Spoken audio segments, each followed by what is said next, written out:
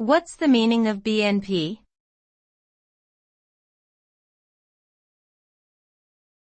BNP.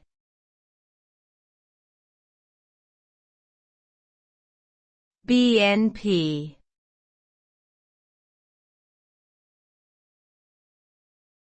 BNP.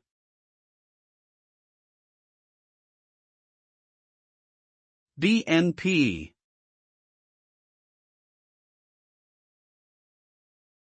BNP stands for brain natriuretic peptide, which is a hormone secreted by the heart. It plays a role in regulating blood pressure and fluid balance within the body.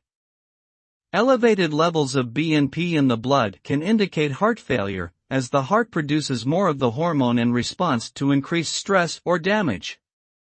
BNP is often used as a diagnostic marker for heart failure, as well as for assessing disease progression and determining treatment effectiveness.